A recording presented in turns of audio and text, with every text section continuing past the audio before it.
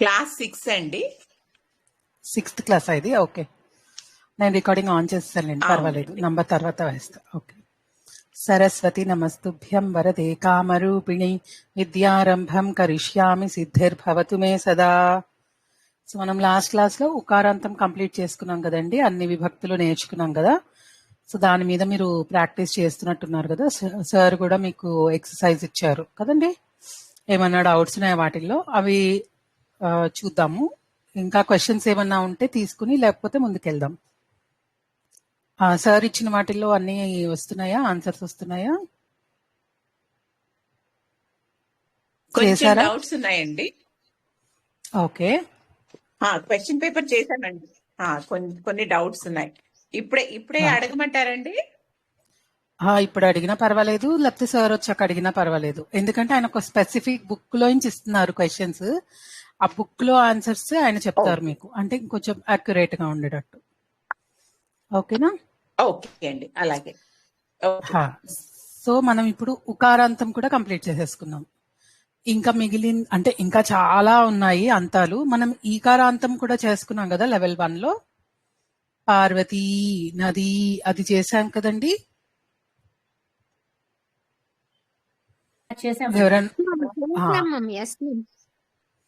Okay, so ఇప్పుడు రుకారాంతం తెలుసుకుందామా? అరుకారంతో అంతమయ్యేవి. పితృ, మాతృ, దుహితృ, జామాతృ, కర్తృ, ఇవన్నీ రుకారాంతాలు. అందులో కొన్ని స్త్రీలింగాలు చెప్పాను, కొన్ని పుల్లింగాలు చెప్పాను. మనం సెగ్రేట్ చేసి మెల్లిగా రాసుకుందాము. ఫస్ట్ పితృ తీసుకోండి, పుల్లింగ శబ్దం. మనం అన్ని అలాగే స్టార్ట్ చేసుకున్నాం కదా. పితృ శబ్దానికి నేను మొత్తం అన్ని విభక్తులు చెప్పేస్తాను, ఏకవచనము బహువచనంకి. మీకు ఆల్రెడీ ఎలా ప్రాక్టీస్ చేయాలి అన్నది అర్థమైంది కదా. సో ఇవి బై హార్ట్ చేసుకుంటూ ఒక్కొక్క ఎగ్జాంపుల్ తీసుకొని చేయడమే. అంటే ఇప్పుడు పిత అని చెప్పినప్పుడు అతను ప్రథమ విభక్తిలో చెప్పినట్టు, పితృని అని చెప్పినప్పుడు అంటే ఫాదర్ని అని చెప్పినప్పుడు ఎలా చెప్పాలి, అలా మీకు అర్థమైపోతుంది కదా. విభక్తులన్నీ ఎలా చేసుకోవాలో అర్థమైంది కదండి. ఎవరికన్నా డౌట్స్ ఉన్నాయా?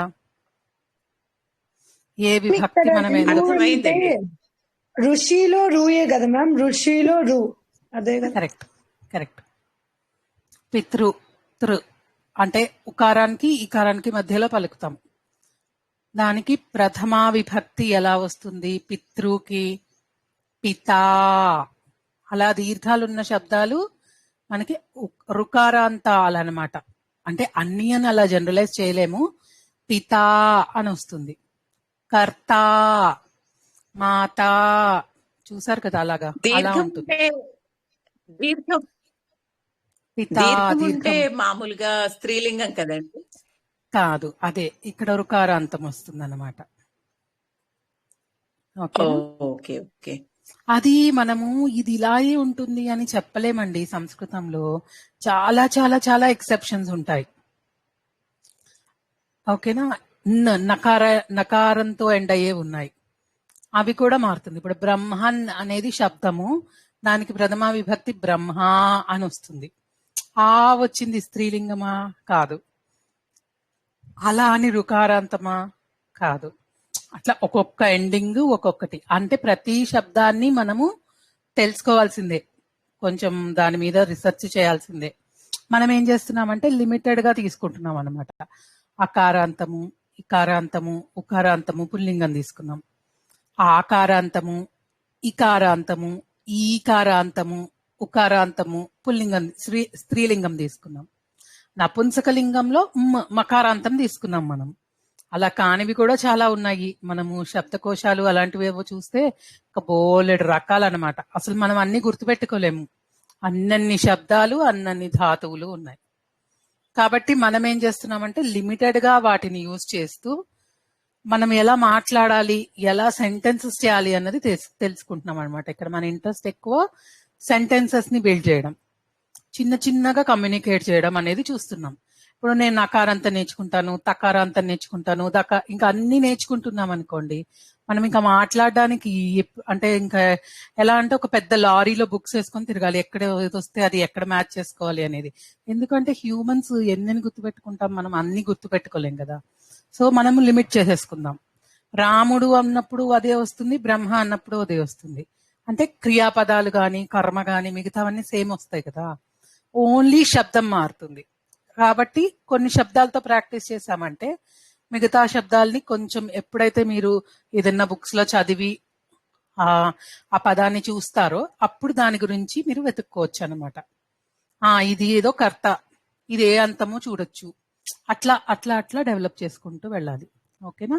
అంటే ఒకే రోజులో అన్ని మనం ఏమీ నేర్చుకోలేం కాబట్టి ఇట్లా చిన్న చిన్నగా నేర్చుకుందాం. ఓకే అండి. పితృ శబ్దానికి రాసుకోండి, రాసుకున్న తర్వాత మాతృ కూడా రాసుకుని మీరు ప్రాక్టీస్ చేసుకున్నారు. కానీ బేసిక్ గా ఇవన్నీ మీరు ఆల్రెడీ ప్రాక్టీస్ చేసుకున్నారు కాబట్టి ఎలా ప్రాక్టీస్ చేయాలో మీకు తెలుసు కాబట్టి కొంచెం స్పీడప్ చేద్దాం. అలాగే ఇవాళ కొంచెం అంటే రామ శబ్దానికి ద్వివచనం ఉంటుంది, సీత శబ్దానికి ఉంటుంది. ఇప్పుడు పితా శబ్దం నేర్చుకుంటే, పితృ శబ్దం నేర్చుకుంటే దానికి కూడా ఉంటుంది. సో మనం ఆల్రెడీ నేర్చేసుకున్న వాటికి ద్వివచనాలు కొంచెం కొంచెం కొంచెం కొంచెం కొంచెం కొంచెం చేసుకుంటూ ఇప్పుడు వచ్చే వాటి వరకు ద్వివచనం తీసుకొచ్చుకుందాం. ఓకేనా? అన్నిటికీ నేర్చుకుందాం మెల్లిగా. ఓకే. పితా ఏకవచనం,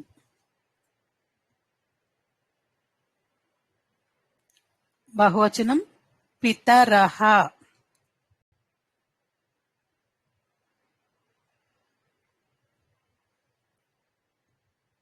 పితా పితరః, ద్వితీయ విభక్తి పితరం పితృన్. అంటే ఇప్పుడు తండ్రిని అన్నప్పుడు పితరం అని వస్తుంది. తండ్రిని చూశాను, తండ్రిని పిలిచాను, తండ్రిని కలిశాను అలా చెప్పినప్పుడు పితరం. బహువచనం అయితే పితృన్.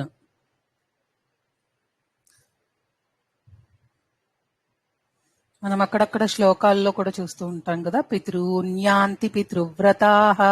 ఎగ్జాక్ట్ గా నాకు మీనింగ్ ఏం తెలియదు, బట్ ఆ వర్డ్స్ మనం అక్కడ గమనించుకుని కొంచెం వాటి గురించి అర్థం తెలుసుకుంటే మనకి ఇంకొంచెం ఐడియా వస్తుంది. తర్వాత పిత్రా తృతీయ విభక్తి, అంటే తండ్రితో తండ్రి చేత.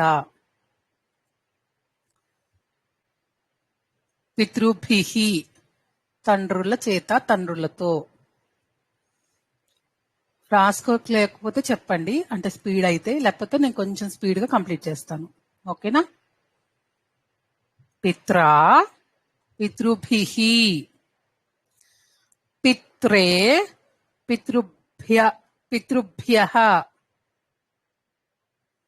పిత్రే పితృభ్యః. చతుర్థి పిత్రే అన్నది చతుర్థి విభక్తి అండి. ఓకే. పిత్రే పితృభ్యః.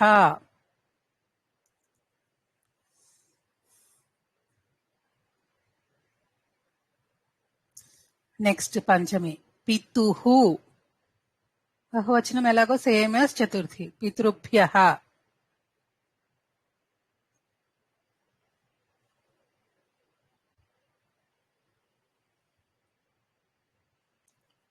షష్ఠి విభక్తి కూడా అంతే, పితుః పితॄణాం.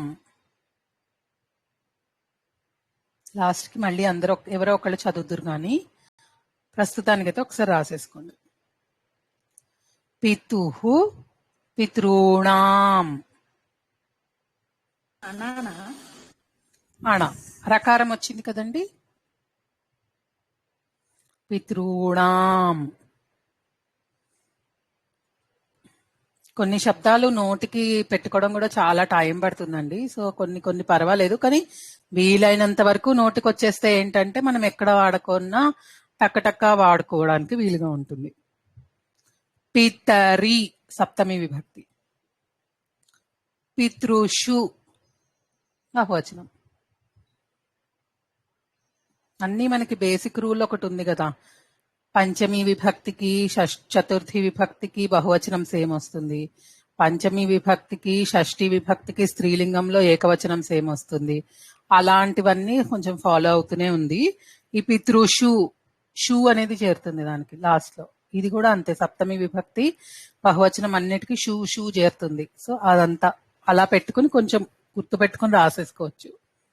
హే పితః, హే పితరః, ఇవి సంబోధన ప్రథమ విభక్తి. ఎవరైనా రాసిన వాళ్ళు చదువుతారా అది అండి? చెప్పరా మ్యామ్? హే హే పితృ అది చెప్పరా? హే పితః, పితా కాదు ఇక్కడ పితః అని ఇచ్చాడు. మరి ఇంకా ప్రస్తుతానికైతే రాసుకోండి, ఎక్కడన్నా వేరేగా కనిపిస్తే అప్పుడు చెక్ చేద్దాం. కొన్ని సైన్స్ లో కొన్నిలా ఉంటది, బుక్స్ లో కొన్నిలా ఉంటది. అంటే అన్నిటికీ ఖచ్చితంగా ఇదే అని కూడా చెప్పలేనట్టున్నదండి. సో మనం ఏదో ఒక దాన్ని పట్టుకొని ఫాలో అవుదాం. హే పితః,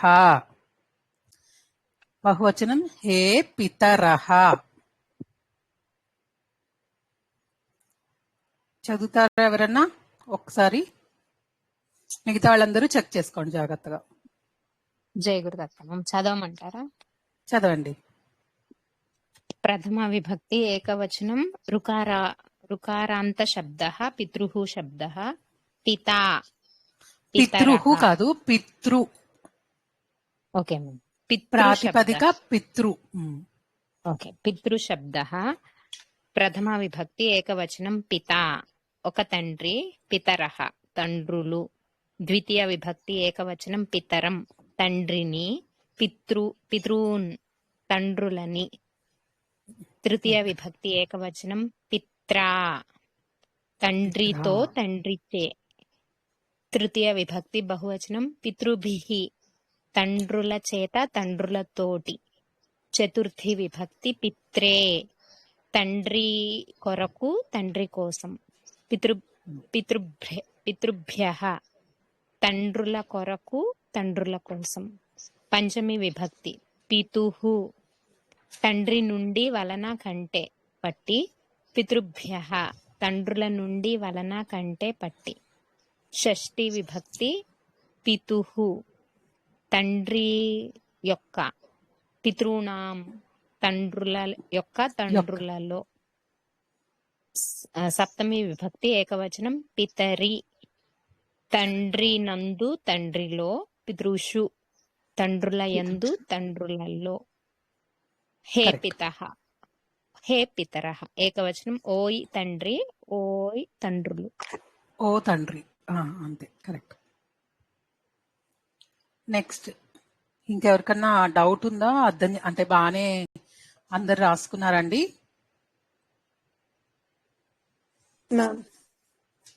ఓకే, సో ఇప్పుడు మాతా శబ్దం కూడా అలాగే మాతృ శబ్దం కూడా రాసేసుకొని తర్వాత నెక్స్ట్ దానికి వెళ్దాం. ఓకేనా? ఇప్పుడు మీరు చేసే ప్రతి పనిలో, ప్రతి సెంటెన్స్ లో కూడా మనం చాలా మటుకు జనని జనకః అలా పెట్టుకుని రాసుకున్నాం కదా. రామః జనకేన సహ ఆపణం గచ్చతి అని రాశారు కదా.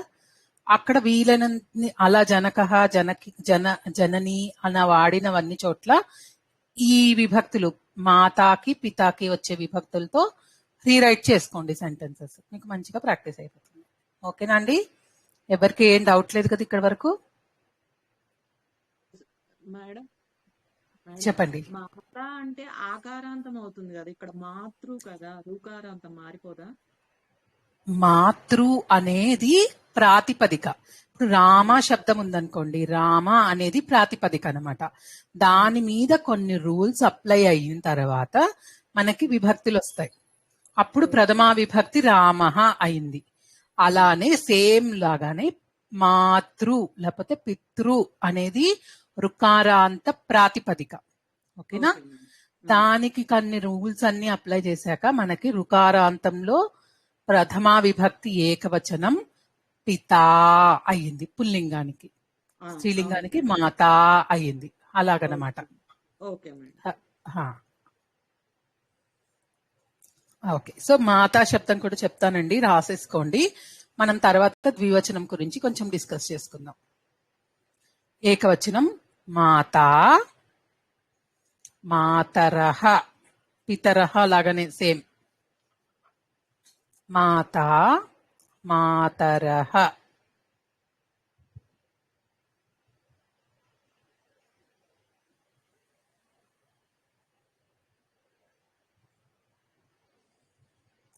ద్వితీయ విభక్తి మాతరం, మాతృః.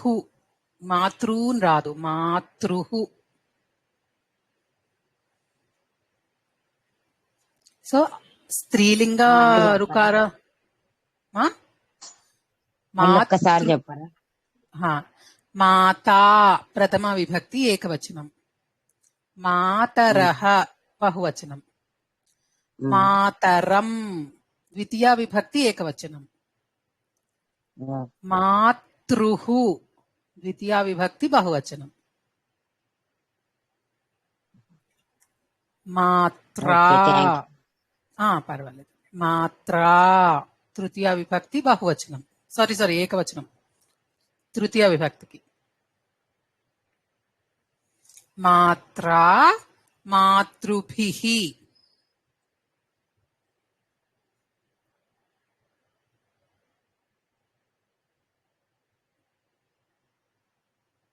మాత్రా మాతృభిః,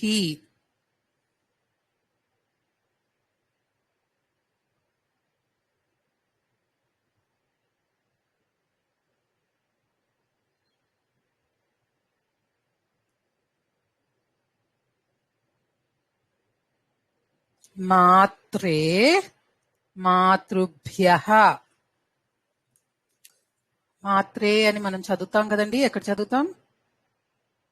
ఈ మాత్రే నమః. మాత్రే నమః. అర్థం తల్లికి నమస్కారం. తల్లి కొరకు తల్లికై కోసం కీ అనొచ్చు, కోసం అనొచ్చు, కొరకు అన్ని కరెక్టే. మనం తెలుగులో ఇంటర్ప్రిటేషన్ డిఫరెంట్ గా ఉండొచ్చు, కానీ సంస్కృతంలో దాని అర్థం ఆ తల్లికి నమస్కారం చేస్తున్నాము అని అనమాట. అంటే మనం రామాయ నమః అంటే ఏమనుకున్నాం? రాముడి కోసం నమస్కారం. అలానే ఇది కూడా సేమ్. ఓకే. మాత్రే మాతృభ్యః, మాతుః మాతృభ్యః, సేమ్ ఇందాకట్లాగానే పితా శబ్దం లాగానే.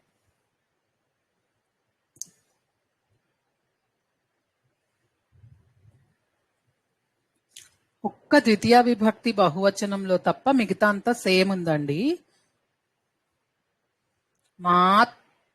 మాతుః మాతృభ్యః పంచమి విభక్తి, మాతుః మాతృణాం, మాతృణాం త్రూ దీర్ఘం లేదు, మాతృణాం.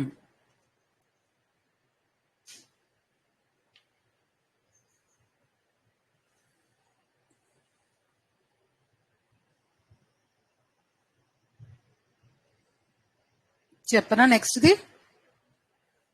సప్తమి విభక్తి మాతరి మాతృషు,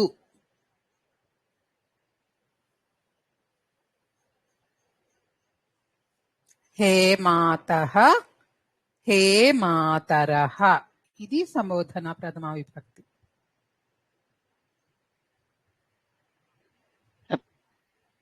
సప్తమి విభక్తి సప్తమి విభక్తి మాతరి ఏకవచనం, మాతృషు బహువచనం. ఇందాక పితృనాంకి ఆ తాకి దీర్ఘం వచ్చింది, ఇక్కడ మాతృనాంకి అదేం లేదు, నేను అలా చెప్పానా? పితృనాం, కాదు పితృనాం కాదు, పితృనాం అంతే. యాక్చువల్ గా మనకి రామాయణంలో దీర్ఘం వస్తుంది, ఇక్కడైతే దీర్ఘం లేదండి. చెప్పాను కదా, ఒక్కొక్క బుక్ లో ఒక్కొక్కలా ఉంటుంది. మనం ఈ బుక్ లో ఫాలో అయిదాము. అక్కడ ఎక్కడన్నా మీకు చేంజ్ కనిపిస్తే అప్పుడు చూద్దాం. ఏంటంటే అన్ని గుర్తుపెట్టుకోవాలి, అన్ని అంటే ఇలా కాంప్లికేట్ చేసుకోకుండా ఒక దాన్ని ఫాలో అవుదాం. ఎవరైనా ఏమైనా అడుగుతున్నారండి? ఇందాక వాయిస్ ఏదో వినిపించింది. వట్రసుడేనండి, వట్రసుడే కరెక్ట్. ఈ శబ్దమే బేసిక్ దాని మీద ఉందన్నమాట. రుకారాంతం కదా, త్రూ అలా వస్తుంది. వట్రసుడి పెట్టుకోవాలి. తాకి వట్రసుడి తూకు కరెక్ట్ అండి. ఆ తూకుండదండి. ఇంకా వట్రసుడి పెడితే ఉకారాంతం కూడా అందులో కలిసే వస్తుంది కదా. ఊ రా రెండు కలిపి వస్తాయి కదా. తురు తురు. కృష్ణ రాస్తాం కదా, కాకి వట్రసుడి పెడతాం కృష్ణ. అలాగే పితృ.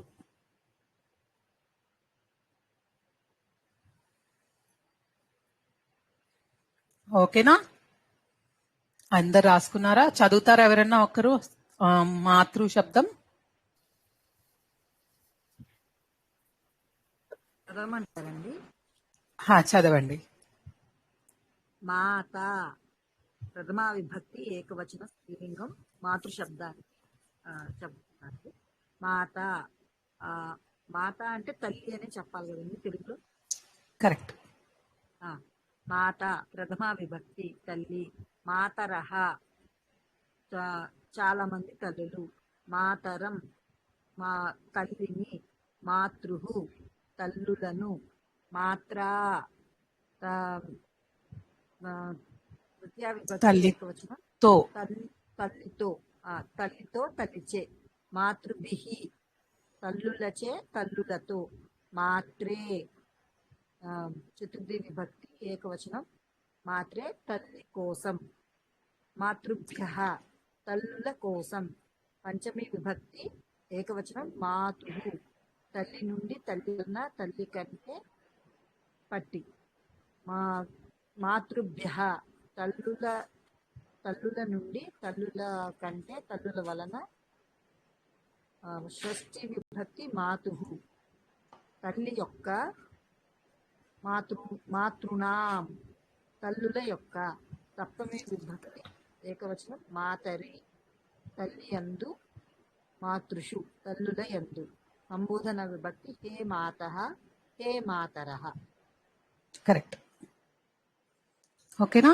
కర్మణిలో రాసిన శబ్దాలన్నిటికీ జనని జనకః ఆ రెండు తీసేసి మాత పిత ఎక్కడ కన్వీనియంట్ గా ఉంటే అక్కడ పెట్టేసి వాటిని కర్మణిలోకి మార్చండి. అప్పుడు మాత చేత మాత్రా, పిత చేత పిత్రా, అలా వచ్చేసి అన్ని మారుతూ ఉంటాయి. మీకు ప్రాక్టీస్ ఆ విభక్తులన్నీ అలవాటు అవ్వడానికి. ఓకేనా అండి? ద్వితీయకి వెళ్దామా? శబ్దాలు ఉన్నాయా అండి పుల్లింగంలోను స్త్రీలింగంలోను? నాకు ఫస్ట్ గుర్తొచ్చింది, అంటే ఎక్కువ గుర్తులేవు. దుహితృ దుహిత అవుతుంది. అంటే ఏంటి? కూతురు. దుహితృ. దుహితృ ఎవరో ఏదో అడుగుతున్నారండి. దుహితృనా అండి? దూనా? రుకారాంతం అండి, అన్ని రుకారాంతం. వట్రసుడి పెట్టుకోవాలి. అయితే ఇది స్త్రీలింగం అవుతుంది కదండి? దుహితృ స్త్రీలింగం. కరెక్ట్.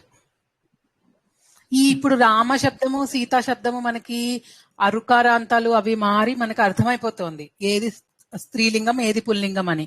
అంటే విసర్గలుంటే మనం పుల్లింగం అనేసుకుంటున్నాము, దీర్ఘం ఉంటే స్త్రీలింగం అనుకుంటున్నాం. కానీ రుకారాంతంలో అది కనుక్కోవడం కష్టం. ఓకేనా? దుహితృ. దూనా మ్యామ్, తూనా మ్యామ్, దుహితృనా పుహితృనా? దా అండి, దా. దుహితృ. ఓకే. దుహిత కూతురు అన్నమాట. తర్వాత జామాతృ. జామాతృ అంటే అల్లుడు. ఇంకోటి కర్తృ. ఇది యాక్చువల్ గా కర్త అని వస్తుంది, రెండిటికి వాడతారు. ఇంకా ఇంకా ఉన్నాయండి, కానీ ప్రస్తుతానికి ధాతృ, ధాత, ధాతృ కూడా ఉంది మ్యామ్. అవును. విధాతృ, ఇలాగే కర్తృ. ఇంకా ఏమన్నా ఇంకా ఉన్నాయి, 2-3 ఉన్నాయి. నేను చూసి మీకు గ్రూప్ లో మెసేజ్ పెడతానండి. భ్రాత, భ్రాతృ. భ్రాతృ అంటే భ్రాత అంటే ఎవరు? అన్న. భర్త తమ్ముడు కదన్నా. భ్రాతేనా? భ్రాతృ అంటే అన్నండి. భర్తృ, భర్తృ కూడా వస్తుంది, భరించేవాడు. భర్త, అందుకే భర్త అయింది. ఓకే. ఇంకా గుర్తొస్తే, నేను గుర్తు రాకపోయినా నేను చూసి నా దాంట్లో ఉన్నవి నేను మీకు ఫోటో పెడతాను. అవి శబ్దాలు, వాటికి విభక్తులు మార్చుకుని మీరు ఒకసారి ప్రాక్టీస్ చేసుకోండి. స్త్రీలింగంలోకి వస్తుందా అండి? భర్తృ స్త్రీలింగమా? భర్తృ పుంలింగం. భర్త కర్తు కర్తృ ఓకే. కామ. అది యాక్చువల్ గా ఇప్పుడు ఇద్దరికి వాడతారు కదా కర్త అని. మరి అది పుల్లింగమే అవుతుంది. ప్రస్తుతానికి పుల్లింగంలో పెట్టుకోండి. దానికి లింగం ఎలా చూసారో ఇప్పుడు ఎలా పెట్టారో తెలీదు. ధాతు ఇప్పుడు మీరు ధాతు చెప్పేటప్పుడు పుల్లింగమా స్త్రీలింగమా అండి? అన్ని మిక్స్ అయిపోయాయి కదా. దుహితృ ఓకే. అది స్త్రీలింగం, జామాతృ అది పుల్లింగం, భ్రాతృ కర్తృ పుల్లింగం. అదే చెప్తున్నాను, కర్తృ అనేది పుల్లింగంలో పెట్టేసుకోండి. ఎందుకంటే అది రెండిటికి వాడతారు అనుకుంటా, కర్త అని, లేకపోతే ఓన్లీ పుల్లింగానికి వాడతారో సంస్కృతంలో స్పెసిఫిక్ గా నాకు తెలియదు కరెక్ట్ గా. కర్త అది పుల్లింగంలో ధాతృ చెప్పండి. అంటే మీనింగ్ అండి. ధాతృ అంటే అన్న, అన్న, ధాత. ధాతృ అన్న రెండు అన్నేనా? ధాతృ అంటే ధరించేవాడు కదా, ధాతృ. ధాత, ధాత.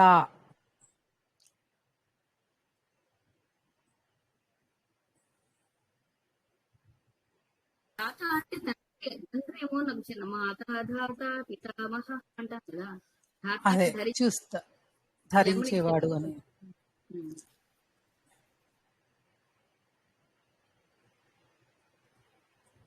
ఓకేనా?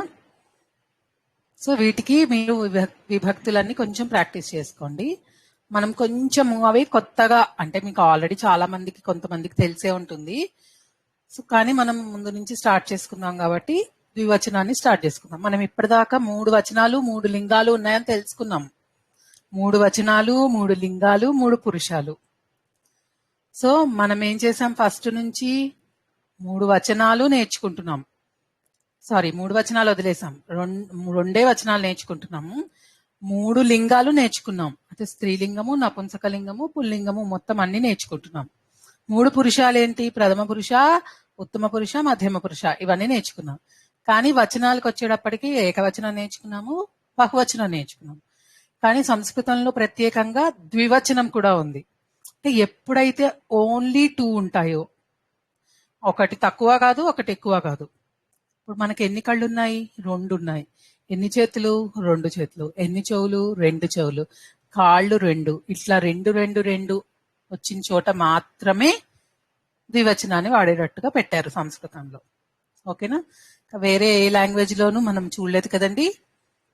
ద్వివచనం సంస్కృతానికి ప్రత్యేకం అన్నమాట. Yes ma'am. మాతా పితలు అంటే మనకి తెలుగులో మాతాపిత అని వాడతాం, కానీ ఇక్కడ అక్కడ మాతాపితలు అని బహువచనం కింద చెప్పేస్తాం, ఇక్కడ ద్వివచనంలో చెప్పాలి. ఓకేనా? పార్వతి పరమేశ్వరరావు అంటే ఇద్దరు, రామ లక్ష్మణవు అంటే అక్కడ ఇద్దరు, అలా ద్వివచనం ఉంటుంది. సో 2 చేతులు, హస్తవు అంటే ఇప్పుడు ఒక్కొక్క శబ్దానికి మనకు ద్వివచనం చెప్పుకోవచ్చు. ఎందుకంటే 2 రాముళ్ళు వెళ్తున్నారు, 2 బాలకులు చదువుతున్నారు, 2 బాలికలు తింటున్నారు, 2 పుస్తకాలు ఉన్నాయి, 2 ఆకులు పడ్డాయి, ఇట్లా ఎన్నైనా చెప్పొచ్చు, 2 2 2 అని. అంటే ఇవన్నీ మనము ఓన్లీ ప్రాక్టీస్ కోసం చేసుకునేటట్టే ద్వివచనాలు. జనరల్ గా వాడేవి కళ్ళు, చెవులు, చేతులు, కాళ్ళు. వీటికి లాజికల్ గా కరెక్ట్ గా ఉంటుంది అక్కడ ద్వివచనం వాడడం. ఓకేనా? ఇవి రెండే ఉంటాయి కాబట్టి. ఏమండి, మాతాపిత అంటే పుంలింగము స్త్రీలింగము వస్తుంది కదా మేడం, వాడచ్చా? వాడచ్చండి. అదే ఎలా వాడతారు అని అంటే, ఎప్పుడైనా సరే చివర్లో ఏ లింగం వస్తే ఆ లింగంకి దాని యొక్క బహువచనాన్ని పెడతారనమాట. అందుకే మనకి మాతా పితరౌ, శివ పార్వత్యౌ అని వస్తుంది. పార్వతీ పరమేశ్వరౌ. Okay madam. ఇది ఇప్పుడు అట్లా మనం వెడ్డింగ్ కార్డ్స్ మీద, ఇన్విటేషన్ మీద శ్రీమతి అండ్ శ్రీ అని రాస్తాం కదా మేడం, అప్పుడు కూడా వాడచ్చా ఇది? శ్రీమతి అండ్ శ్రీ, కానీ ఆ శ్రీ అనేది మళ్ళా ఇంకొక టోటల్ గా డిఫరెంట్ కాన్సెప్ట్ అండి. అది ఆ శబ్దం రూపం ఏంటి అవన్నీ చాలా ఉంటాయి. మనం ఒక చిన్నదాంతో అంటే ప్రిడిక్ట్ చేయలేమన్నమాట సంస్కృతంలో. అంటే నేను కూడా స్టార్టింగ్ లో నేర్చుకునేటప్పుడు, ఇప్పుడు ఒక శబ్దం ఇచ్చారనుకోండి, దాని వచనాలవని, ఒక క్రియాపదం ఇచ్చారనుకోండి, దానికి వేరే వేరే ఫార్మ్స్ అవని, అలా ప్రిడిక్ట్ చేసేవాళ్ళం మేము కూడా. అన్ని నేర్పించలేం కదా మనం క్లాస్ లో, కానీ అలా ప్రిడిక్ట్ చేసినట్టు ఉండదు. అవును. మాతాపిత అంటే సమాసాల్లో వాడతాం కదా మేడం, ద్వంద్వ సమాసం అని. అవును, సో అవును. ఇలా కూడా ద్వివచనం వాడచ్చా హా, మేడం? ఇక్కడ సమాసం లేకుండా డైరెక్ట్ గా మనము ద్వివచనంలో వాడతాం కదా, ఓకే కరెక్ట్. మేడం. మళ్ళా వీటికి విభక్తులన్నీ వస్తాయి. మాతాపితల చేత, మాతాపితల కొరకు, మాతాపితల నుండి, అలా కూడా చెప్పొచ్చు. మళ్ళా వాటికి ద్వివచనాలు పెట్టుకొని అంటే ఒక్కొక్క దానికి వచనం మార్చుకుంటూ అలాగా. అంటే మనకి ప్రతి దానికి వచనం కూడా వస్తుంది అనమాట. ద్వివచనం ఉంది కాబట్టి ఇక్కడ ప్రతి దానికి విభక్తి వస్తుంది. Okay madam. అది ఇంకొంచెం అంటే ఒక శబ్దాన్ని చూసామనుకోండి మీకు ఇంకొంచెం ఈజీగా అర్థమవుతుంది. బట్ ఏంటంటే ద్వివచనం అని గుర్తుపెట్టుకోవడం చాలా చాలా సింపుల్ అండి. బేసిక్ గా అదే రీజన్ తో ఇన్ని రోజులు చెప్పలేదన్నమాట.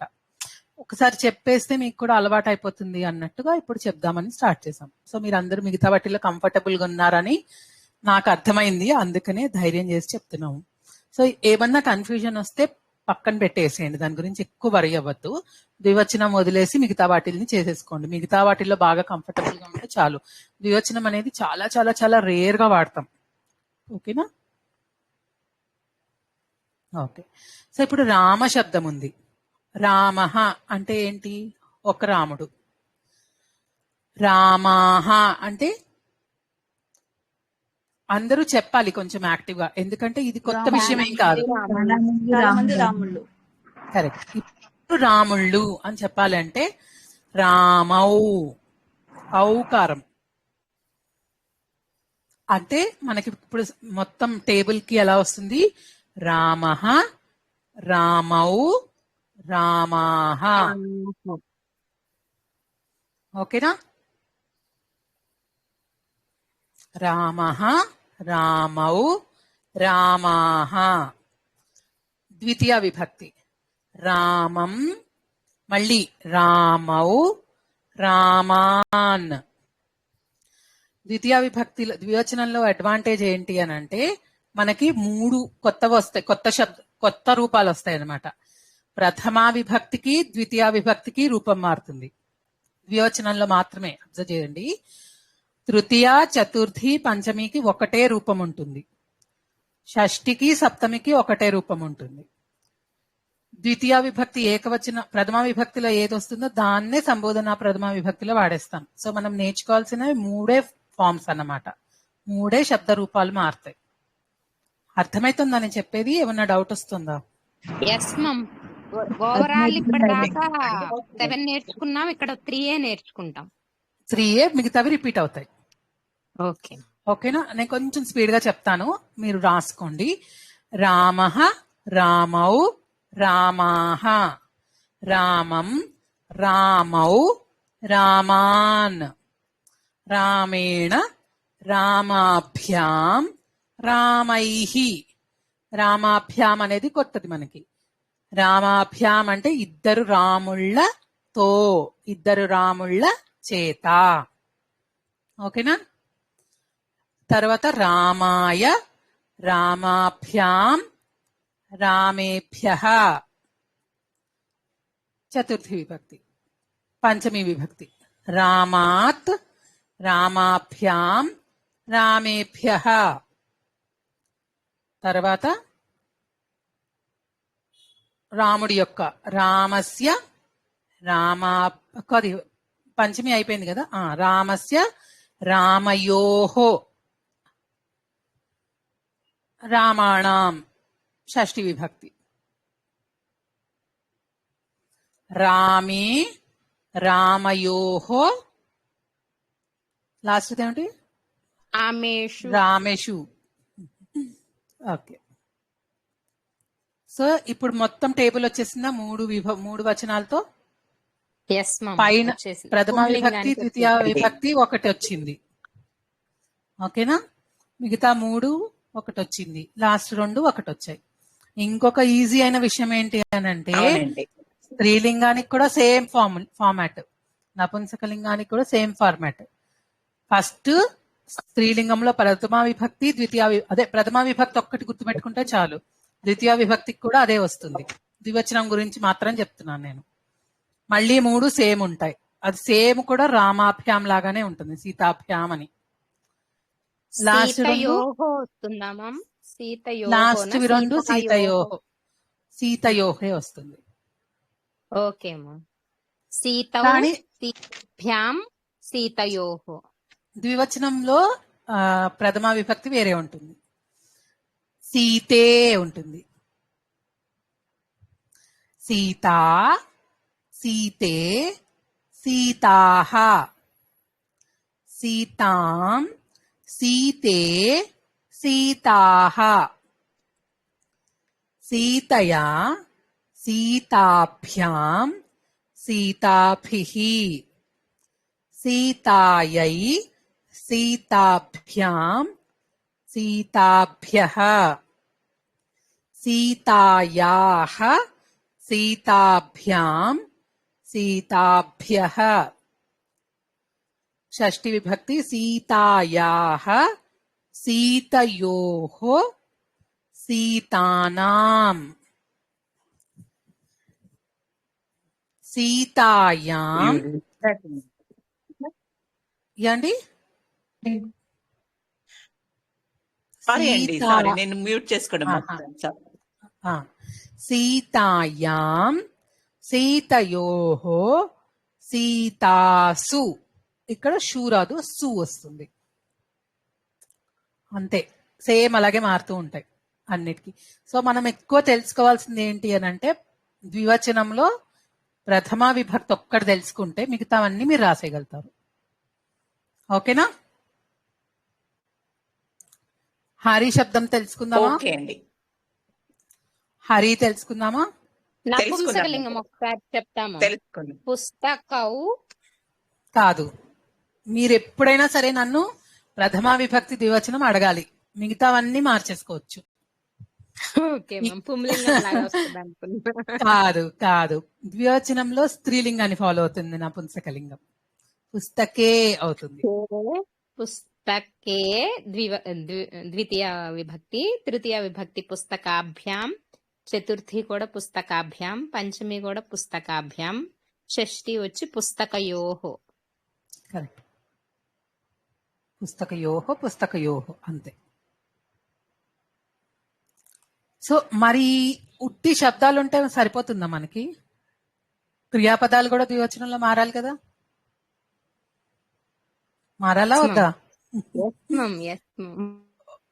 సో ఇప్పుడు ఇక్కడ ప్రథమ పురుషంలో ఏంటి మనకి? పఠతి, పఠంతి నేర్చుకున్నాం. ఎవరైనా సరే కన్ఫ్యూజ్ అవుతుంటే నన్ను ఆపేసేయండి. నేను ఓవరాల్ గా అన్ని తెలుసు కాబట్టి కొంచెం స్పీడ్ గా చెప్తున్నాను. ఎవరికైనా అర్థం కాకపోతే ఆపేసేయండి. ఓకేనా? పఠతి, పఠతః, పఠంతి. రామః పఠతి, రామౌ పఠతః, రామాః పఠంతి. అర్థమైందా అండి? ఇంకా మళ్ళీ ఇదే ఫార్ములా అన్నిటికీ పెట్టేయచ్చు. ఒక్కటే చెప్పండి మా, మొత్తం కలిపి చెప్తే మళ్ళీ కన్ఫ్యూజ్ అవుతారు. ఓన్లీ ద్వితీయ నేర్చుకుంటే ప్రాక్టీస్ చేసిన తర్వాత 3 కలిపి చెప్పగలుగుతాం మేడం. అలా అయినా సరే పర్వాలేదు. అంటే ప్రథమ పురుషంలో మళ్ళా కన్ఫ్యూజ్ అవుతారేమో అన్నట్టు నేను 3 చెప్తున్నా. అది మళ్ళా మరి ఉత్తమ పురుషాకి వేరే ఉంటుంది, మధ్యమ పురుషాకి వేరే ఉంటుంది. ప్రస్తుతానికి ప్రథమ పురుషంలో ఆపేద్దామా? నెక్స్ట్ క్లాస్ లో ఉత్తమ పురుషాను మధ్యమ పురుషాను నేర్చుకుందాం. అంటే ఏం లేదు, అన్ని కొత్త ఒకేసారి డైజెస్ట్ చేసుకోగలుగుతారా లేదా అని అంతే. సరే, ఇప్పటిదాకా చెప్పినవి ఒక్కొక్కళ్ళు చెప్పండి. రామ శబ్దం ఒకటి తెలుసుకున్నాం కదా. ఇంకొకసారి చెప్పండి. అది మన ఏమిటంటే క్రియాపదాల ఏదో అన్నారు. పఠతః, లిఖతః. ఇద్దరు తింటున్నారు, ఇద్దరు చేస్తున్నారు, ఇద్దరు రాస్తున్నారు, ఇద్దరు చదువుతున్నారు, ఇద్దరు నడుస్తున్నారు, ఇద్దరు పరిగెడుతున్నారు. అలా చెప్పాలనుకోండి.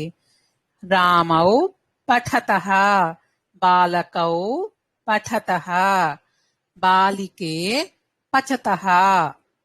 అలా వస్తుంది. అర్థమైందా? అలా అనుకుంటే మనకి ఇప్పుడు పఠతి, పఠతః, పఠంతి అనుకోవాలి కదండి. అంతే, కరెక్ట్. అందుకే ఆ ఫార్మాట్ లో చెప్పాను. మళ్ళా 2 చెప్తే కన్ఫ్యూజన్ వస్తుంది అన్నారని ఒకటే చెప్తున్నాను. పర్లేదులే మ్యామ్, చెప్పండి. లిఖతి, లిఖతః, లిఖంతి. కరెక్ట్. ఖాదతికి చెప్పండి. అలా ఉట్టిగా ఖాదతి, ఖాదతః అది కాకుండా ఖాదంతి. బాలకుడు ఒక్కసారి ఒక బాలకుడు తాగుతున్నాడు, ఇద్దరు బాలకులు తాగుతున్నారు, చాలా మంది బాలకులు తాగుతున్నారు. బాలకః పిబతి, బాలకౌ పిబతః, బాలకాః పిబంతి. ఉత్తమం. అట్లా క్రియాపదాలతో ప్రాక్టీస్ చేసుకుంటే మీకు ఈజీగా గుర్తుంటుంది. ఓకేనా? మనం ఇక్కడ ప్రథమ పురుషం మాత్రమే తెలుసుకున్నాం. మధ్యమ పురుషాకి ఉంటుంది, మళ్ళా మేమిద్దరము, మీరిద్దరు, అలాగా అవి మనం నెక్స్ట్ క్లాస్ లో నేర్చుకుందాం. ఓకేనా? ఒకవేళ డౌట్ అది వచ్చి రామ శబ్దానికి సీతా శబ్దానికి చెప్పించరా మ్యామ్ ఒక్కసారి? చెప్పేసాం, అయిపోయింది. రామ శబ్దానికి ఎలా ఉంటే సీత శబ్దానికి అలాగే ఉంటది. మనకి సీతా శబ్దంలో సీతా చెప్తాను, పఠతి, సీతే పఠతః, సీతాః పఠంతి. అలా అడుగుతున్నారు అనురాధ గారు. అవునవును.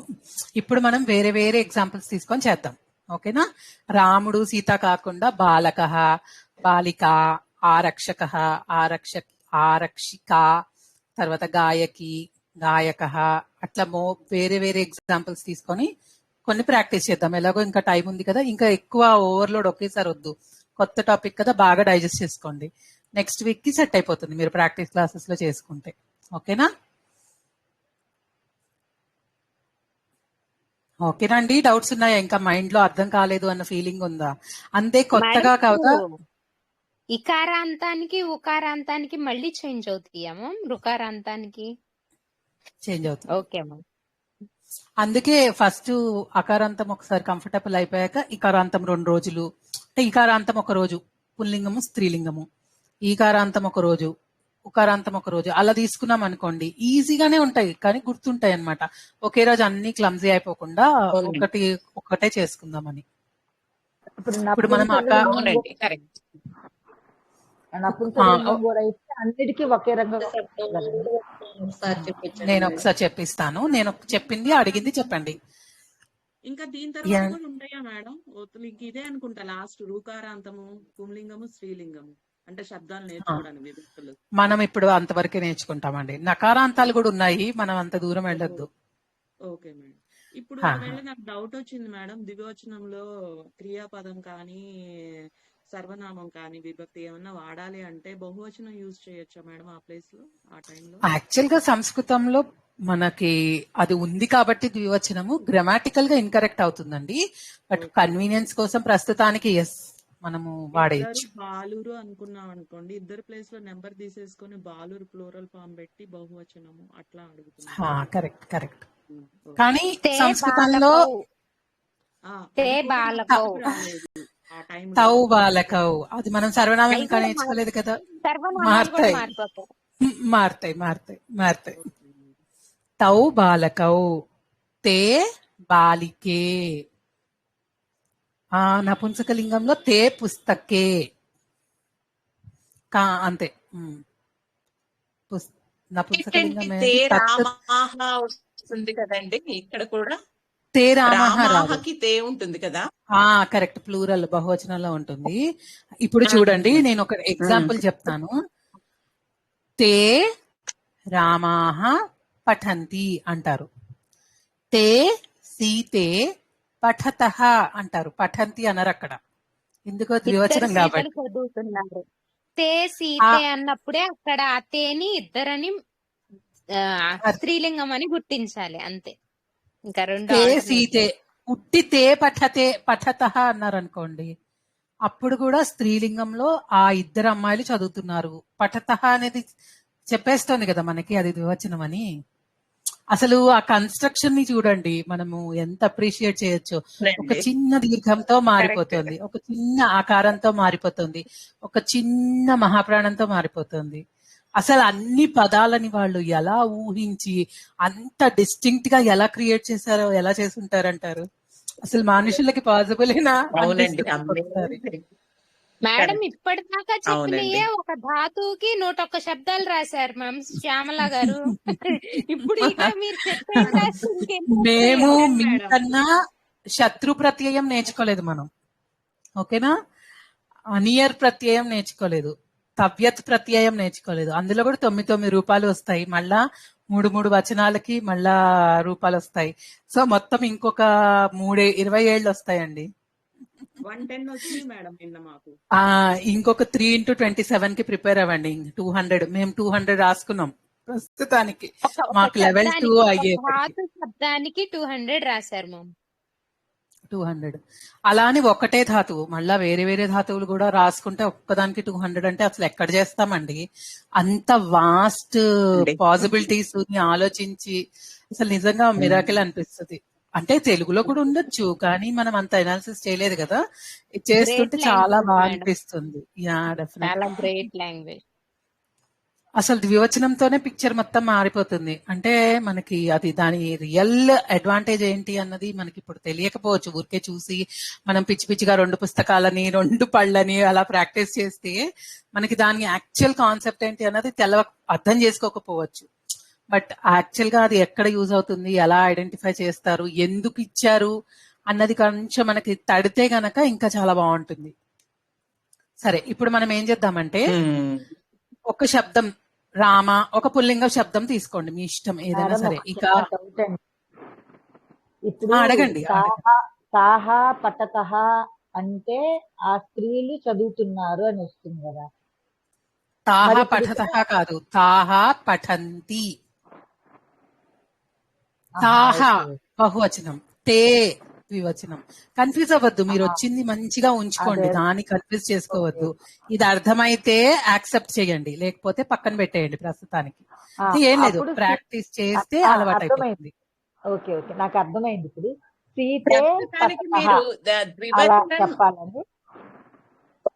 సీతే పఠతః ప్రస్తుతానికి మీరు ద్వివచనం సర్వనామాన్ని చెప్పలేదు కదండి. చెప్పలేదు. అది చెప్తే ఇంకొంచెం కన్ఫ్యూజన్ పెరుగుతుందండి. ద్వివచనం సర్వనామ విభక్తులు చెప్పలేదు. అది నెక్స్ట్ కూర్చోండి, కన్ఫ్యూజన్ నెక్స్ట్ క్లాస్ లో చేద్దాం. ఇప్పుడు నేను చెప్పింది చెప్పండి, మీరు రిపీట్ చేయండి చాలు ఫస్ట్. ఓకేనా? ఒక బాలకుడు పరిగెడుతున్నాడు. చెప్పండి ఎవరో ఒకళ్ళు. ధావతి. ఇద్దరు బాలకులు పరిగెడుతున్నారు. బాలకౌ ధావతః. ఒక్కళ్ళు బయటికి వచ్చి చెప్తున్నారు కదా అన్మ్యూట్ లో, మిగతా వాళ్ళు మ్యూట్ లో ఉండి ప్రాక్టీస్ చేసుకోండి. అందరూ ప్రాక్టీస్ చేసుకోండి, అప్పుడు మీకు అలవాటు అవుతుంది. తర్వాత మీకు ఛాన్స్ వస్తుంది. ఓకేనా? మనకున్న టైం ని మాక్సిమం యూటిలైజ్ చేసుకుని ప్రాక్టీస్ చేద్దాం. బాలకౌ ధావతః.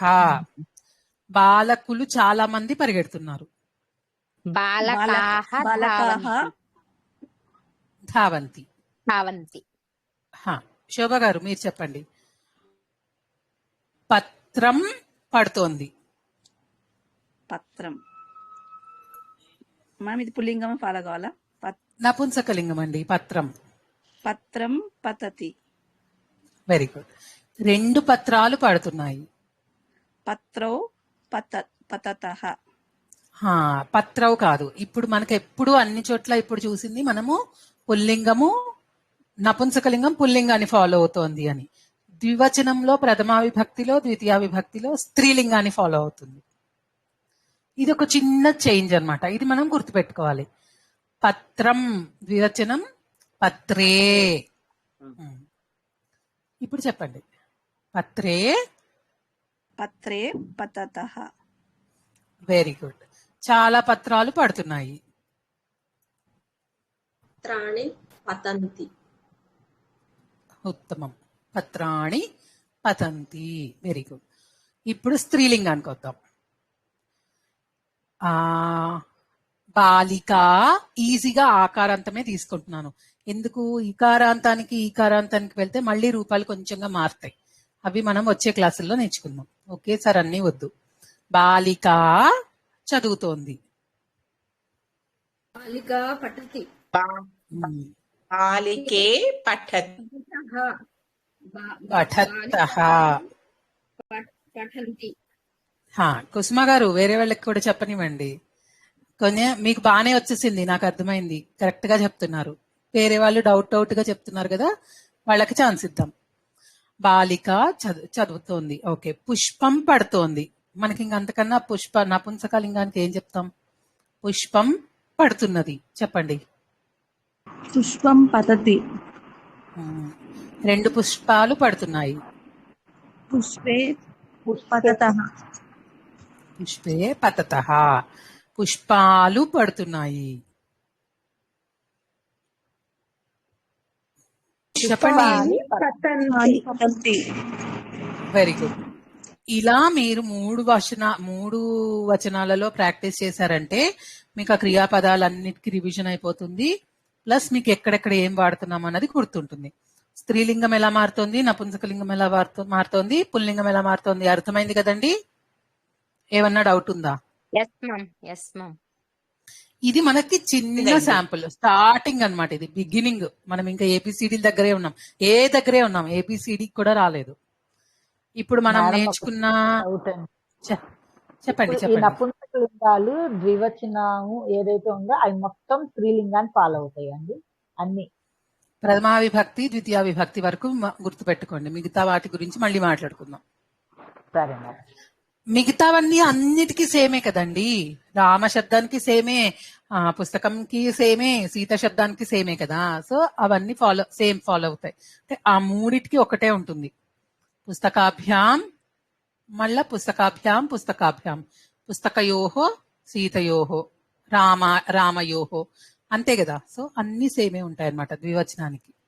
అదే ఒక అడ్వాంటేజ్ కూడా మనకి. అన్ని ఒకటి నేర్చుకుంటే మిగతావన్నీ వచ్చేస్తాయి. ఓకేనా? ఇప్పుడు ప్రథమా విభక్తి ద్వితీయ విభక్తి మాత్రం స్త్రీలింగానికి ఫాలో అవుతాయి.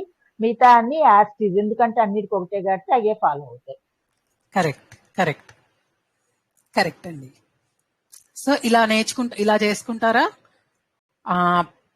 పిత అంటే తండ్రి మార్కెట్ కి వెళ్తున్నాడు. చెప్పండి ఎవరన్నా.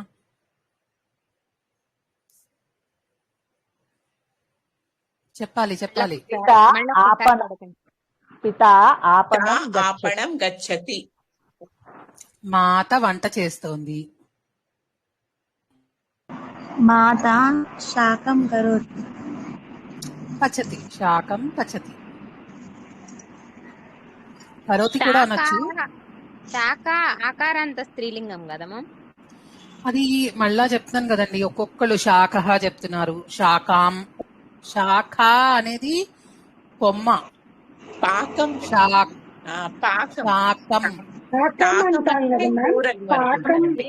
శాఖం అంటే కొమ్మకి రెండో కావచ్చు అనుకుంటా, కూరగాయకి ఫస్ట్ కావచ్చు అనుకుంటా. దానికి దీర్ఘం ఉండదు. శాకం నపుంసకలింగం గాని పుల్లింగం గాని తీసుకోవచ్చు. అయితే శాఖ అదేనండి. కొన్ని చోట్ల శాకం అని ఇస్తున్నాడు, అంటే కూర అని చెప్పడానికే.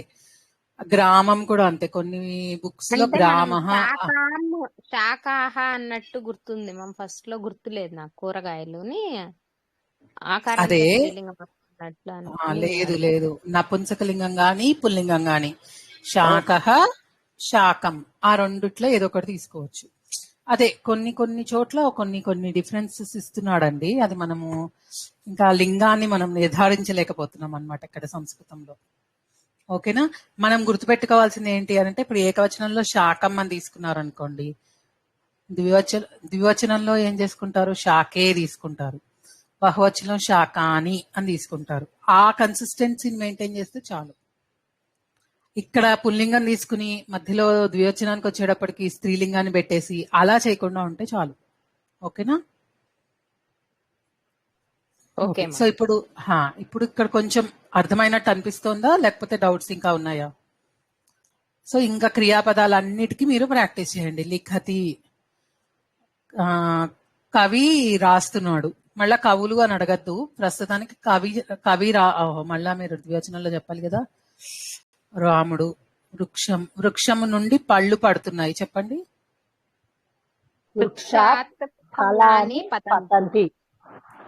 రెండు వృక్షాల నుండి ఫలాలు పడుతున్నాయి. వృక్షాల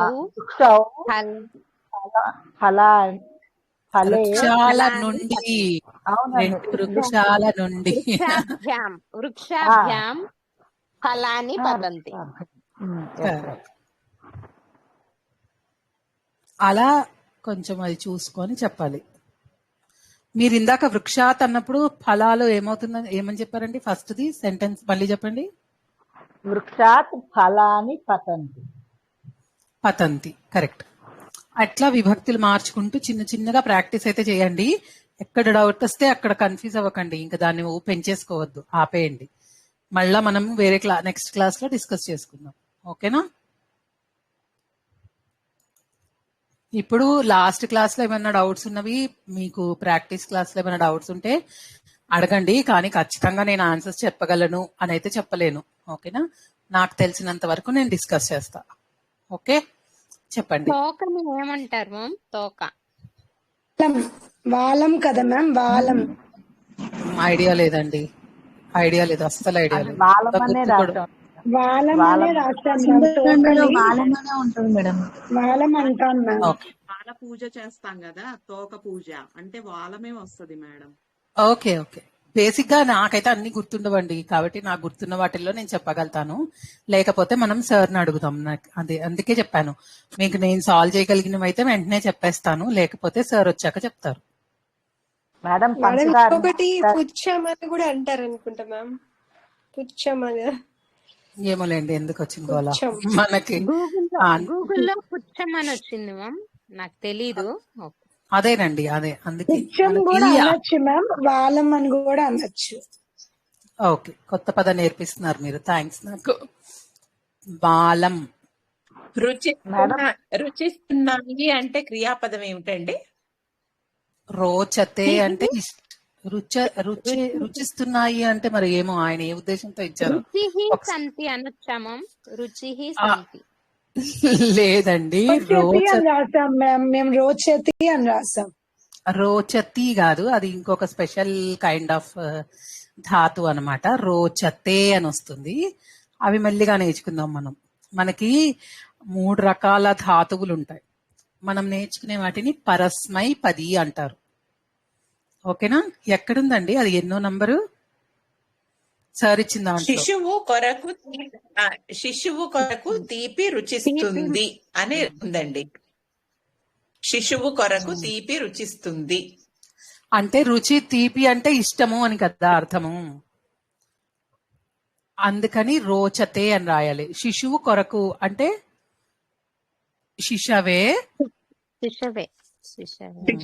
మధురం రోచతే.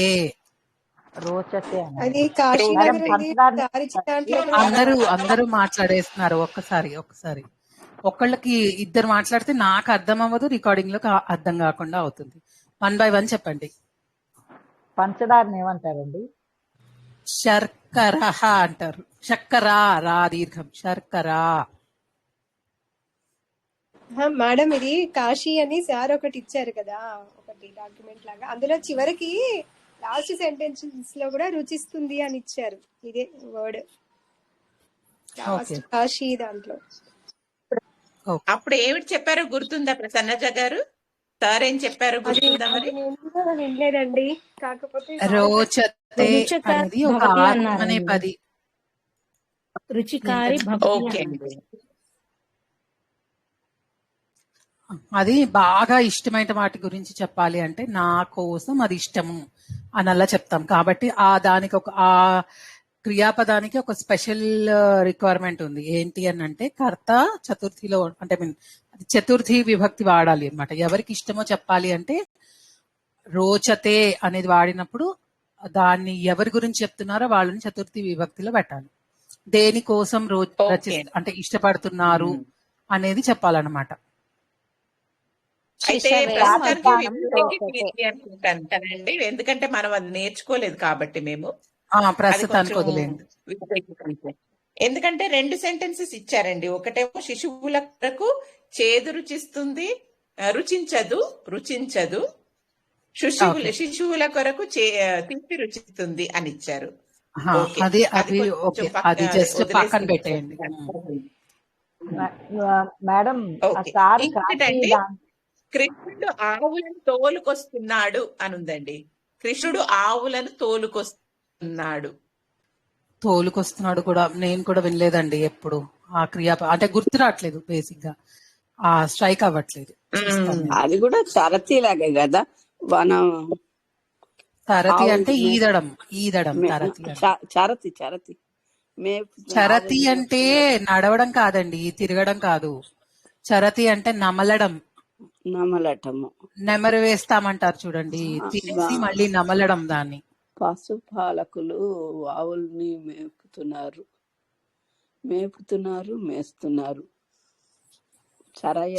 చారయతి వస్తుంది కదా. చారయతి. చారయతి చరతికి చారయతి మనం పాఠతి పఠతికి పాఠయతి అని ఎలా నేర్చుకున్నామో ఆ ఆప్షన్ లో వాళ్ళని మేస్తున్నారు. చారయతి తోలుకొస్తున్నారు అంటే మేపిస్తున్నారు, మేపుతున్నారు. చారయసి. చారయతి అంటే ఒకడు ఇప్పుడు చేస్తున్నాడు, మనము చారయంతి అంటే చాలా మంది చేస్తున్నారు.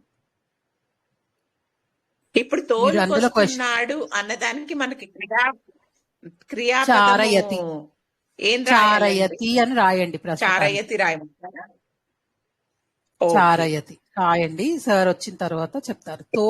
అది తోలుకు రావడం కాదు, మేపుకొస్తున్నాడు అంటే మేపడం అనేది డిఫరెంట్ కదా, తోలడం అనేది వేరు.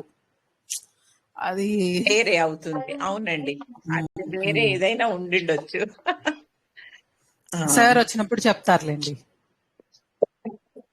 అలాగేనండి. కొత్త కొత్త క్రియాపదాలు అవన్నీ ఆయన ఫోర్టే అన్నమాట బేసిక్ గా. ఎందుకంటే ఆయన బుక్స్ లో స్టడీ చేసి ఓకే. మాకు క్లాస్ లో ప్రాక్టీస్ లో చెప్తూ ఉంటారండి, కానీ అన్ని గుర్తుండవు. అండ్ ప్లస్ మెయిన్ మాకు అంత రాసుకోవడానికి అది అంత టైం ఉండట్లేదు ప్రస్తుతానికి ప్రాక్టీస్ లో. కాబట్టి కొంచెం అటు ఇటుగా కొన్ని గుర్తుంటాయి, కొన్ని ఓకే మర్చిపోతూ అండి. ఉంటాం. Okay, so okay. అందుకే నాకు బాగా ఇంకోటి అనిపించింది ఏంటంటే, వాయువు యొక్క చెప్పండి వాయువు హ, యొక్క వాయువు యొక్క ఆవశ్యకము ఉంది. ఉమ్, అంటే వాయువు యొక్క ఆవశ్యకము ఉంది. ఆవశ్యకం అస్తి అని పెట్టుకోవచ్చు. వాయువు యొక్క అంటే ఏంటి? వాయు వాయోహో ఆవశ్యకం అస్తి అయ్యోహో రాశాను. కరెక్ట్. అదే రాసామండి. వాయువు ఆవశ్యక అన్నది అది అంటే వాయువు అంటే వాయువు కదండి. కరెక్ట్. వాయు వాయువు రాసి కరెక్టా? ఓకే.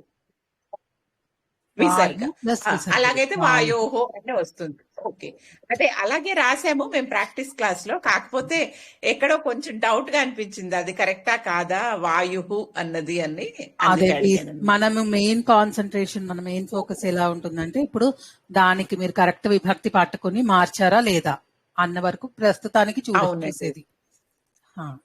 అదే అంటే అది మనకి ఉకారాంతం అని తెలిస్తే కానీ మనం అది వాయువు అంటే ఉకారాంతం కదండి. అది కరెక్ట్ ఉకారాంతం అని తెలిస్తే గానీ దానికి మనం విభక్తి పెట్టలేం కదా. అందుకని కరెక్ట్. అక్కడ ఆగిపోయాం అనమాట. ఓకే. పొడవుగా అంటే దీర్ఘం అనే రాయొచ్చండి. దీర్ఘం. ఓకే. కోతి యొక్క తోక పొడవుగా ఉంది. మళ్ళా వానరస్య తోక ఏమిటన్నారు? తోక కపేహే దగ్గరకు వచ్చింది మళ్ళీ. దీర్ఘం అస్తి. కపేహే బాలం. బాలం దీర్ఘం అస్తి. ఓకే. దీర్ఘానికి కూడా ఇంకోటి ఏదో చెప్పినట్టున్నారు మొన్న. సరే, నేను మళ్ళీ చూస్తాను. అవునండి, బేసిక్ గా లాస్ట్ టైం లంబం ఇంకొక రాస్తాను. వర్డ్ కూడా చెప్పారు.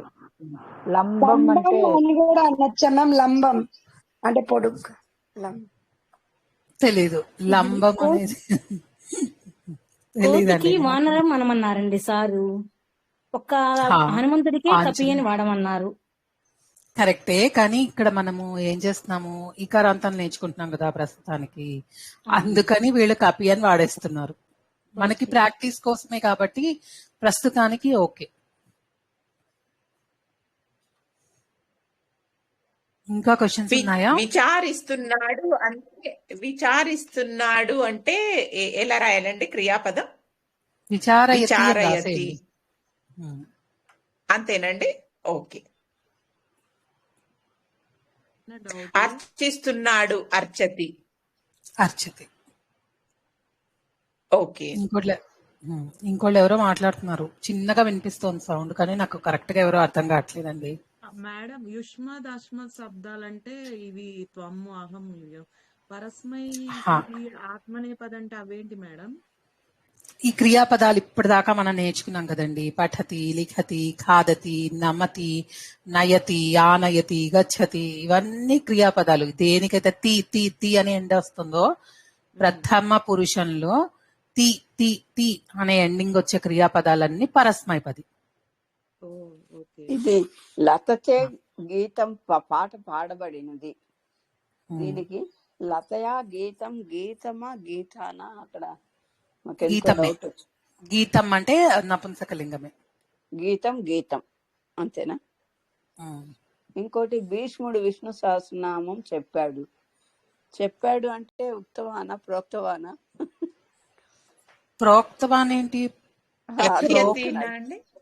అక్కడ చెప్పాడు వదతి పెట్టుకోండి. ఉక్తవాన్ చెప్పేశాడు అవదత్త. విష్ణు సహస్రనామ స్తోత్రం స్తోత్ర అని పెడతాం కదా.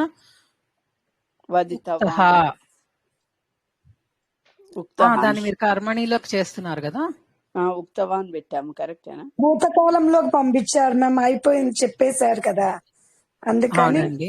ఉక్తవాన్ అది ఎత్తులో కర్తరిలో. కర్మణిలోకి ఎలా మారుతుంది? ఉక్తః. స్తోత్రం అనేది స్తోత్ర అనేది వస్తుంది కదా. విష్ణు సహస్రనామ. విష్ణు సహస్రనామ స్తోత్రం నపుంసకలింగమే తీసుకోండి. అయితే నాకెక్కడో స్తోత్ర అని చూసినట్టు గుర్తు. స్తోత్రం అనేది మనకి ఎక్కడ తీసుకున్నామో ఎక్కడ చూసామో గుర్తు, నేను ఎక్కడ చూసానో గుర్తులేదు. మంత్ర అనేది నపుంసకలింగం కాదు. మామూలుగా మనం తెలుగులో మంత్రం అంటాము, అది నపుంసకలింగం అని అనుకుంటాం, కానీ అది పుల్లింగం. మంత్ర, శ్లోక, పాఠ ఇవన్నీ పుల్లింగాలు. అలానే స్తోత్రం అనేది కూడా ఎక్కడో స్తోత్ర అని చూసినట్టు గుర్తు నాకు. పర్వాలేదు, స్తోత్రం అని వస్తుంది మనం ద్వితీయ విభక్తి కాబట్టి అది కరెక్టే. ఇక్కడ మార్చినప్పుడు స్తోత్ర అని చెప్పాలి అని అనుకుంటున్నా నేను. అంటే ఇప్పుడు మీరు విష్ణు సహస్రనామ స్తోత్ర ఉక్త అన్ని కలిపి రాయాలి. విష్ణు సహస్రనామ స్తోత్ర. మనము నామావళిహి అని చూస్తాం కదండి, ఓకే, అది కూడా పుల్లింగం కింద తీసుకోవాలి. అలా మనం ఇంకా ఈచ్ అండ్ ఎవ్రీథింగ్ ని అబ్జర్వ్ చేస్తూ. భీష్ముడు చెప్పాడు ఒకటి, భీష్ముని చేత చెప్పబడింది, అక్కడ ఉక్తవానా? చెప్పాడు అన్న చోట ఉక్తవాను, భీష్ముడి చేత అన్నప్పుడు మళ్ళా పఠితం అని వస్తుంది కదా మ్యామ్, పఠితం అని వస్తుంది కదా. విష్ణు సహస్రనామం, విష్ణు సహస్రనామ స్తోత్రం అనండి. అప్పుడు నపుంసకలింగంలోనే తీసుకున్నారంటే ఉక్తం అని చెప్పండి. చెప్పాడు, చెప్పబడింది అని. ఉక్తమ్మా, ఓకే. స్తోత్రం అన్నప్పుడు ఉక్తం అని రాయండి, స్తోత్ర అన్నప్పుడు ఉక్త అని రాయండి. ఆ మ్యాచ్ ని మీరు మెయింటైన్ చేయండి, ఓకేనా? లింగాన్ని తప్పు తీసుకున్నా పర్వాలేదు. అవునండి, ప్రాక్టీస్ క్లాస్ లో ఎక్కడైతే మాకు క్రియాపదాలకి అది పుల్లింగమో స్త్రీలింగమో తెలియట్లేదు అనుకున్నప్పుడు, నపుంసకలింగమో పుల్లింగమో తెలియట్లేదు అనుకున్నప్పుడు మేము రెండు ప్రాక్టీస్ చేసేస్తున్నామండి. Correct correct. మనము బోధితం, బోధితం అంతేనా? బోధించడం అంటే టీచ్ చేయడం అండి, టీచ్ చేయడం. అదే బోధితం. బోధిత, బోధితవాన్, బోధిత, బోధితం, కరెక్ట్. అగస్త్యునిచే ఆగదిత్య హృదయం బోధించారు, చెప్పబడింది, బోధింపబడింది. బోధితం, బోధితం నపుంసకలింగం కాబట్టి బోధితం. ఇద్దరు ఒకేసారి మాట్లాడుతున్నారు. అది ఉక్తం అని డైరెక్ట్ గా చెప్పలేమండి, దాని ముందర ఉన్న మీకు కర్మ ఎందులో ఉందో చూసుకోండి ఫస్ట్. ఆదిత్య హృదయం, దాన్ని నపుంసకలింగం కింద తీసుకోండి. అయితే ఉక్తం, ఉక్తం. ఓకే. సో ఇప్పుడు మనం ఎంత అన్ని నేర్చుకుంటున్నాం కదా, వీటిల్లో ప్రతి వాటిల్లో ద్వివచనం వస్తుందండి. మనం ఇంకా స్టార్టింగ్ నుంచి మళ్ళీ అన్ని రివిజన్ చేసుకుంటూ ద్వివచనాన్ని ఇంక్లూడ్ చేసుకుంటూ రావాలి. ఓ మై గాడ్, అంతే. అందుకే ఫస్ట్ నుంచి అన్ని రివిజన్ అవుతుంది మీకు. ఇప్పుడు వర్తమాన కాలంలో నేర్చుకున్నాం ప్రథమ పురుషంలో, మనం మధ్యమ పురుషంలో, మధ్యమ పురుషంలో, ఉత్తమ పురుషంలో నేర్చుకుంటాం. అప్పుడు మనం అహంకి కూడా చేస్తాం కదా, అహంకి వయంకి కూడా చేసేస్తాం. సో మళ్ళా ఫుల్ కంప్లీట్ రివిజన్ అన్నమాట. మీకు ఏమేమి ప్రత్యయాలు నేర్చుకున్నామండి మనము? స్మా నేర్చుకున్నాము, అది ప్రత్యయం కాదు, అదే కాదు అవ్యయం. అవ్యయం అవుతుంది. హా. ప్రత్యయము తుముల్ ప్రత్యయం త్వా అండి. తుముల్ త్వా వా ప్రత్యయము, తుమున్ తుమ్ ప్రత్యయము, ల్యప్ ప్రత్యయము, తహ లప్ ప్రత్యయము, యహ సహ అది ఇది కదా ఇండిఫరెంట్. తవతు ప్రత్యయం, తవతు తవత్ ప్రత్యయం భూతకాలం. 4 తవతు 5 తాకి మీకు ఇంపాక్ట్ ఉంటుంది, ద్వివచనాల మీద ద్వివచనం వచ్చిన చోట మారుతుంది. మీకు లక్ ఏంటంటే తుమున్ ప్రత్యయానికి, త్వా ప్రత్యయానికి, ల్యప్ ప్రత్యయానికి మనకి లింగ వచన భేదాలు లేవు కదా, పురుష భేదాలు లేవు. గుర్తుందా పాయింట్? అన్నిటికీ ఒకటే. మామ్ అండి. గుర్తుంది మామ్. అవును. కాబట్టి వాటి ఇది మూడింటిని కూడా ఉండదేమో నేర్చుకుంటాం. అనుకున్నామండి. ఇప్పుడు మీరు అది ఉంటుందని చెప్తున్నారు. అదొకటి కొంచెం మాకు డిసప్పాయింటింగ్ అండి. ఇదేది ఏది ఏదండి? ప్లూరల్ ఇప్పుడు ఉంటుంది అది ఎఫ్ తెలుసు. ప్రత్యయంలో మీరు ద్వివచనానికి డిఫరెంట్ గా ఉంటుందని చెప్తున్నారు కదా లెప్కి లింగ ఉండదు, ప్రత్యయంలో. త్వాకి ఆ, లెప్కి తుమున్కి ఉండదు. తవతు ఓకే ప్రత్యయం, తా ప్రత్యయం ఈ రెండిటికి ఉంటుంది. ఓకే ఓకే ఉమ్, మనం ఇంకా అంతే ఓ, ముందు ముందు నేర్చుకునే వాటికి మళ్ళీ ద్వివచనం సెపరేట్ గా నేర్చుకోకుండా ఇప్పుడు మొత్తం కలిపి నేర్చుకుందాం. మూడు నేర్చేసుకుందాం ఒకేసారి. కొత్తగా నేర్చుకునే వాటికి 3 నేర్చుకుందాము. పాత వాటికి ఒక్కొక్క దానికి నేర్చుకుంటూ వద్దాం. రివిజన్ అవుతుంది, అటు ఇటు కొత్తవి నేర్చుకుందాం, ద్వివచనం నేర్చుకుందాం. ఓకేనా? కన్ఫ్యూజ్ అవుతున్నారా అలాగేనండి. ద్వివచనం చూసి? లేదు లేదు అంటే లేదు అది అలవాటు అరే అయిపోతుంది. ఒక్కసారి ప్రాక్టీస్ చేసుకుంటే మీకు అన్ని అంటే ఒక సాటిస్ఫాక్షన్ అన్ని అయిపోయాయి అని అంటే అన్ని సహతవుతే నేర్చేసుకున్నాం. సహతవుతే అనుకుంటే అన్ని వచ్చేస్తుంది. తవ్వదు. అదిగోండి ఆల్రెడీ చాలా మందికి సహం వచ్చు, అదే సహం వచ్చు. కొంచెం డౌట్ గా ఉంటుంది, మళ్ళా చెప్పడానికి ఉండదు. ఆ కన్ఫ్యూజన్ ఏం లేకుండా మొత్తం స్టార్ట్ చేసేసి అన్ని మనకు వచ్చినవన్నీ ద్వివచనాల్లో కూడా నేర్చేసుకుందాం, సరిపోతుంది. త్రిశంకు స్వర్గంలో తేలియాడుతున్నాం. సరేనండి, మళ్ళీ ఇంకా నెక్స్ట్ వీక్ కలుద్దాము. ఈ లోపల ద్వివచనం చిన్నగా ప్రాక్టీస్ చేయండి. ఏంటండి? ఆ పరస్మైపది మధ్యలో ఆగిపోయింది, వేరే వాళ్ళు డౌట్ పరస్మైపది అంటే ఏం లేదు. ఇప్పుడు మనం నేర్చుకున్న క్రియాపదాలన్నీ పరస్మైపది అండి. వీటిల్లో ఏంటి అని అంటే డిఫరెన్స్ మనకి వాళ్ళు చెప్పేది తీతో ఎండ్ అయ్యేవి పరస్మైపది అని చెప్తారు. ఆత్మనేపది పదం ఏంటి? రోచతే అన్నాం కదా, దానిలో తీ రాలేదు, లాస్ట్ కి తే అని వచ్చింది. అవును మేడం. అది ఆత్మనేపది. యాక్చువల్ గా మన కర్మణి పదాలన్నీ ఉన్నాయి చూడండి, పఠ్యతే, పఠ్యతే, అవును. లిఖ్యతే, అవన్నీ అవి ఆత్మనేపది పదాలు కాదు, క్రియాపదాలు కాదు, వాటి రూపాలు అన్నమాట. ఓకే. ఆత్మనేపదిలాగా ఉండే రూపాలు అంతే. ఉమ్, మనం ఇప్పుడు దాకా లిస్ట్ చేసుకుని నేర్చుకున్నాం చూడండి, అవి మాత్రం పరస్మైపది. ఇప్పుడు పాణిని గారు ఏం చేశారంటే మనకి సంస్కృత గ్రామర్ ఇచ్చిన ఆయన ఒక 100 పరస్మైపది, ఒక 70 ఎన్నో ఆత్మనేపది, ఒక 10 ఉభయపది, అట్లా ఆయన సెగ్రిగేట్ చేసేసాడు. 10 అంటే 10 కాదు, మొత్తం మనం 2000 ధాతువులు ఉన్నాయి అనుకున్నాం కదా, కొన్ని పరస్మైపదిలో పెట్టేశారు, కొన్ని ఆత్మనేపదిలో పెట్టేశారు, కొన్ని ఉభయపదిలో పెట్టేశారు అనమాట. ఇప్పుడు పచతి అనేది ఉభయపది, దానికి పచతి అనే రూపం ఉంటుంది, పచతే అనే రూపం ఉంటుంది. ఇంకెందుకు, ఇంకా చాలా నేర్చుకోవాలి. ఫస్ట్ పరస్మైపదిని బాగా అర్థం చేసుకుని నేర్చుకోండి, కన్ఫ్యూజన్ పెట్టకుండా ఉంటుంది. ఇప్పుడే చెప్పేస్తే మళ్ళీ కన్ఫ్యూజ్ అవుతారు. ఏం లేదు, అదొక టైప్ ఆఫ్ ధాతువు అంతే. ఓకే. ఉమ్, ఓకే. ఆత్మనేపది పరస్మైపదిలో రాదు, కానీ పరస్మైపది ఆత్మనేపదిలో కూడా వస్తుంది. దేనిలోనూ రాదండి, దేనికి దానికే సపరేట్. కొన్ని కానీ మట్టుకు ఉభయపది. ఏమీ లేదు, అన్ని సపరేట్, దీనికే దానికి దానికే.